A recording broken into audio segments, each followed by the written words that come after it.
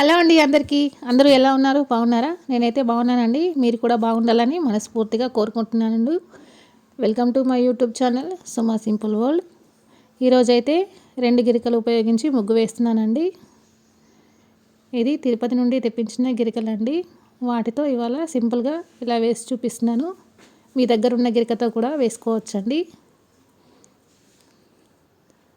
ఒక సిస్టర్ అయితే నాకు కామెంట్ చేశారండి, మీరు రాగి పిండి అంటున్నారు, రాగి పిండి కాదండి, రాగి ముగ్గు కదండి అని.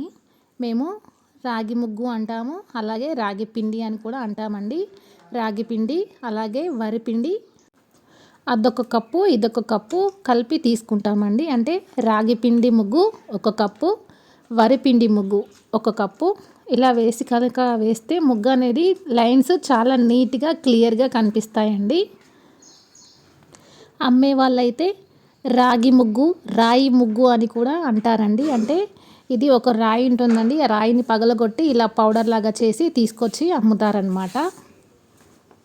అందుకే వాళ్ళు రాయి ముగ్గు, రాగి ముగ్గు అని కూడా అంటారండి.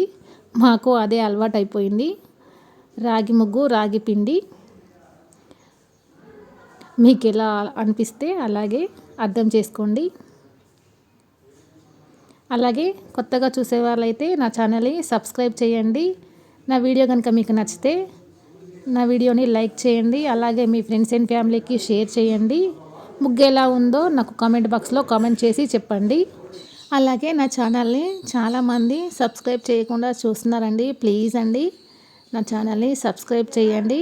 మీరు సబ్స్క్రైబ్ చేయడం వల్ల నా ఛానల్ అనేది మానిటైజేషన్కి ఎలిజిబుల్ అవుతుందండి.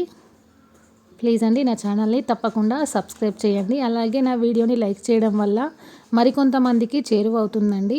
అలాగే నా ముగ్గు ఎలా ఉందో నాకు కామెంట్ బాక్స్లో కామెంట్ చేసి చెప్పండి.